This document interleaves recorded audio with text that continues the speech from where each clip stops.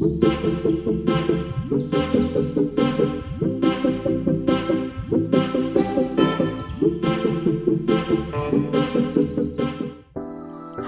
adik-adik, selamat datang kembali di video Miss. Yuk kita lanjut kembali ya, bahas-bahas soal TPS. Soal nomor 1, luas daerah KLM pada gambar di bawah ini secara berturut-turut adalah 80 cm², 128 cm², dan 48 cm². Maka luas daerah N adalah berapa cm², Kak? Nah, yuk kita bahas gimana cara mencari luas daerah N. Oke, untuk nomor 1, teknik pengerjaannya adalah dengan diketahui sebuah bangun yang dibagi menjadi 4 bagian luas. Nah, begini. Maka tekniknya, lihat, dari sini ke sini ini boleh kita namai dengan sisi A. Maka yang sama dengan panjang ini itu juga A. Ini A. Lalu yang ini boleh kita namai B. Lalu yang ini boleh kita namai dengan sisi D. Sisi D, ini sisi D. Lalu yang ini boleh kita namai dengan sisi C dan C. Oke, nah, lalu dari yang diketahui bahwa luas dari si K itu sama dengan berapa sentimeter? 80 cm. Berarti K sama dengan 80 cm. K berbentuk apa? Persegi panjang, di mana panjangnya A, lebarnya B. Maka AB sama dengan 80 cm². Lalu untuk yang bangun L itu berapa luasnya? 120 cm. 128 cm². Lihat, untuk L dia panjang kali lebarnya, panjangnya A, lebarnya D, maka AD sama dengan 128 cm². Lalu untuk yang bangun M berapa luasnya? 48 cm². Maka M di sini apa? Dia punya lebar C, panjangnya D. Atau di sini CD itu berarti sama dengan 48 cm². Nah, yang ditanya apa? Maka luas dari daerah N. Daerah N itu sama dengan apa dia untuk mencari luasnya? C kali B. Maka N itu sama dengan C kali B. Gimana cara kita ngerjakannya? Caranya adalah, lihat, C itu kan bisa kita dapat dari sini atau peroleh dari sini. C itu sama dengan 48 cm² D. Lalu B bisa kita peroleh dari mana? Dari sini. Si B itu 80 cm² per A. Maka ketika N itu adalah C kali B, C-nya berapa? Jadi apa tadi? 48 cm² per D dikali dengan B itu sama dengan apa tadi? 80 cm² per A. Sehingga ketika kita kalikan, maka 48 cm² dikali 80 cm² per D kali A atau sama dengan AD itu ya. Nah, D kali A atau AD itu kan sama dengan 128 cm². Maka luas dari N itu adalah 48 cm dikali 80 cm² per DA-nya adalah 128 cm². Nah, yuk kita cari hasilnya sama dengan berapa ini? Ini 128 kalau bagi 8. Dapatnya berapa? 16 ya. Ini juga bagi 8, 48 bagi 8 dapatnya 6. 16 dengan 80, 5 ya. Berarti luas dari si daerah N ini adalah 6 dikali 5 berapa? 30 cm kuadrat. Begitu dia adik-adik. Oke. Dapat dipahami untuk soal nomor 1. Tekniknya kita beri nama sisinya yang sama begini. Lalu kita list dia dengan luasnya masing-masing. Lalu ketika yang ditanya N adalah sama dengan C kali B, maka C kita peroleh dari yang diketahui, begitu juga dengan B. Ternyata ketika dikalikan, ada juga diperoleh AD. AD itu kan juga diketahui, maka tinggal kita cari hasilnya, yaitu 30 cm kuadrat. Soal nomor 2, satu garis pada bidang XY melalui titik 4,2 dan mempunyai gradien setengah. Manakah di antara titik dengan koordinat berikut yang terletak pada garis itu? Untuk soal nomor 2, untuk membuat suatu persamaan garis yang melalui titik X1, Y1 dengan diketahui sebuah gradien, maka persamaan garisnya yaitu Y dikurang Y1 itu sama dengan M dikali X kurang X1. Nah, pada soal diketahui dia melalui titik 4,2, berarti X1 Y1 nya adalah 4,2 dengan gradiennya adalah setengah. Maka kita buat dulu persamaan garisnya. Y kurang Y1 nya 2, M nya adalah setengah dikali X dikurang 4. Sehingga Y kurang 2 sama dengan setengah X, setengah kali minus 4 adalah minus 2. Sehingga Y-nya sama dengan setengah X. Persamaan garisnya yaitu setengah X. Selalu dikatakan manakah di antara titik yang dengan koordinat berikut yang terletak pada garis itu. Kita lihat dari pilihannya manakah yang dia memenuhi. Y sama dengan setengah X, atau dapat kita katakan X itu sama dengan 2 kali dari Y. Lihat untuk pilihan pertama 0,0 apakah benar? Ketika 0 itu sama dengan 2 kali 0, iya benar ya untuk pilihan yang pertama. Lalu untuk pilihan yang kedua, minus 4, minus 2. Benarkah? Ketika kita buat X-nya minus 4, apakah minus 4 itu sama dengan 2 kali minus 2? Ternyata benar ya, minus 4. Oke, berarti pilihan yang kedua benar. Sekarang pilihan yang ketiga, 8, 4. Apakah benar? X sama dengan 8 itu sama dengan 2 kali 4. Ternyata benar. Maka pilihan ketiga, pernyataan ketiga juga benar. Lalu pernyataan keempat, 32. Apakah X itu 3 sama dengan 2 kali 2, 2Y? Berarti 3 sama dengan 4, benar? Salah ya? Maka pilihan yang keempat tidak memenuhi. Ketika pilihan 1, 2, 3 yang memenuhi, itu merupakan pilihan jawaban A, yaitu 1, 2, 3 yang benar. Begitu dia. Cukup mudah ya. Untuk ini dia pakai konsep persamaan garis. Persamaan garis yang dibentuk ketika dia melalui titik X1, Y1 dengan gradiennya diketahui. Oke, maka dia Y kurang Y1 sama dengan M kali X kurang X1. Begitu dia. Semoga mengerti. Untuk soal nomor 3, untuk membuat satu cangkir kopi diperlukan kopi 3 sendok dan creamer 2 sendok. Telah digunakan kopi 8 sendok dan creamer B sendok untuk membuat beberapa cangkir kopi. Manakah hubungan yang benar antara kuantitas P dan Q berikut berdasarkan informasi yang diberikan ketika P 6A dan Q sama dengan 32. Untuk soal nomor 3, nah ini kita menggunakan perbandingan senilai. Nah, jadi untuk bisa kita bandingkan nanti berapa, bagaimana hubungan antara P dan Q, kita harus tahu dulu B itu berapa dengan diperoleh cara perbandingan senilai dari yang diketahui.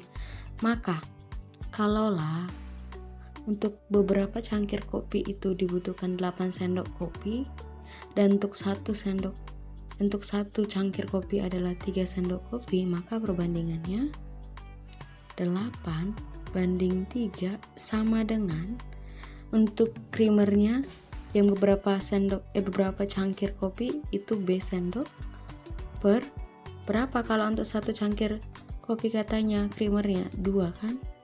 Nah, inilah perbandingannya 8:3 sama dengan B/2, sehingga nanti kalau kita peroleh persamaannya menjadi 3B sama dengan 16, maka B sama dengan 16/3.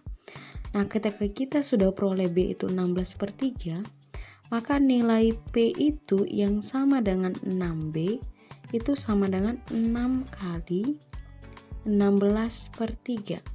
Ini ke sini habis tinggal 2, maka 2 kali 16 adalah 32. Nah, sehingga kita sudah tahu berapa nilai P, yaitu 32. Dan tinggal kita bandingkan P dengan Q. Ternyata P dan Q memiliki nilai yang sama, yaitu sama-sama 32. Maka hubungan antara P dan Q adalah P sama dengan Q, yaitu C. Begitu dia. Oke. Untuk soal nomor 4, pada bangun di atas, garis AE berpotongan dengan garis BD di C. Berapakah X kurang Y? Putuskan apakah pernyataan 1, 2 berikut cukup untuk menjawab pertanyaan tersebut ketika AB sama dengan BC sama dengan AC dan DE sama dengan EC dan sama dengan DC. Untuk soal nomor 4, bagaimana kita menggunakan pernyataan 1 dan 2 yang disediakan untuk bisa melihat apakah cukup menjawab pertanyaan yang diinginkan. Nah, dari yang diketahui, kita tujuannya untuk mencari berapakah ketika X dikurangi Y. Nah, kita gunakan dulu pernyataan pertama. Pernyataan pertama dikatakan bahwa bagaimana ketika AB sama dengan BC sama dengan AC. AB sama dengan BC sama dengan AC. Berarti dia merupakan segitiga sama sisi. Ketika segitiga ABC ini merupakan segitiga sama sisi, maka ketiga sudutnya memiliki besar sudut yang sama, yaitu 60 derajat. Maka bisa kita simpulkan, kita bisa mengetahui bahwa X-nya itu sama dengan 60 derajat.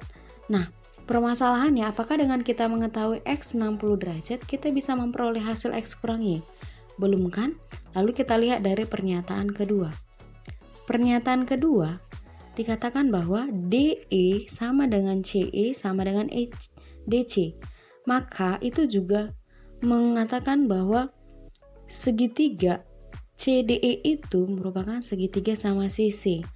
Nah, sama hal seperti ABC, ketika sebuah segitiga sama sisi, maka sudutnya juga memiliki sudut yang sama, yaitu 60 derajat. Dari pernyataan kedua ini, kita hanya memperoleh informasi bahwa Y itu sama dengan 60 derajat. Nah, kalau hanya pernyataan pertama, X-nya 60 derajat. Pernyataan kedua, Y sama dengan 60 derajat. Kalau hanya menggunakan salah satu, berarti kita nggak bisa menjawab X kurang Y.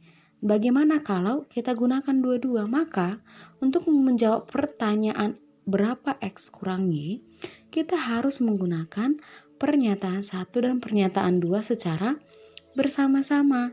Maka ketika gunakan pernyataan 1 dan 2 secara bersama-sama, barulah boleh kita peroleh bahwa X kurang Y itu sama dengan 60 derajat dikurang 60 derajat, yaitu 0 derajat.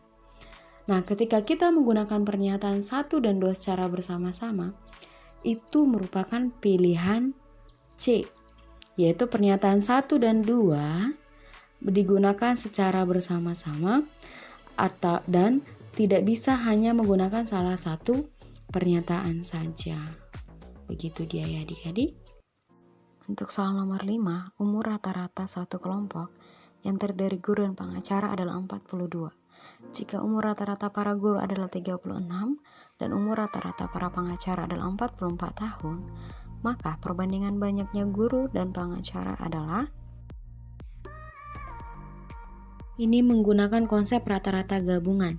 Ketika diketahui umur rata-rata suatu kelompok yang terdiri dari guru dan pengacara yaitu 42, maka kita buat rata-rata gabungannya sama dengan 42. Lalu jika Umur rata-rata para guru adalah 36, kita misalkan rata-rata guru adalah X, rata-rata A sama dengan 36, dan rata-rata pengacara adalah 44 tahun, maka rata-rata B itu sebagai rata-rata pengacara sama dengan 44. Sehingga ketika yang ditanya adalah perbandingan banyaknya guru dan pengacara, kita misalkan banyaknya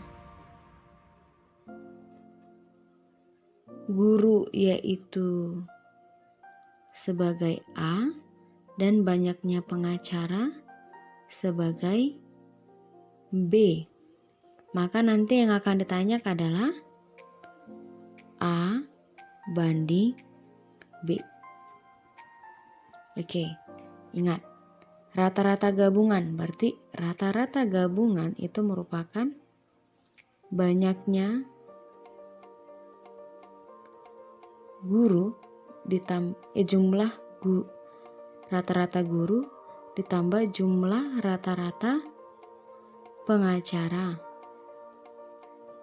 per banyaknya guru ditambah banyaknya pengacara.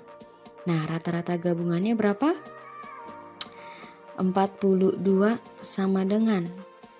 Ingat, kalau rata-rata sama dengan banyak jumlah seluruh data per banyak data, maka ketika kita butuh jumlah untuk data pada guru, maka itu sama dengan perkalian rata-ratanya dikali banyaknya data. Dari sini kan kita boleh peroleh sigma X itu sama dengan rata-rata dikali N. Maka untuk di sini boleh kita isikan rata-ratanya berapa? Berarti ini kan rata-ratanya A dikali si A ditambah yang ini rata-rata B dikali si B per A tambah B. Maka 42 ini kita kali silang A tambah B sama dengan rata-rata A-nya berapa? 36A ditambah 44B. Ini kita selesaikan secara aljabar. 42A ditambah 42B sama dengan 36A ditambah 44B.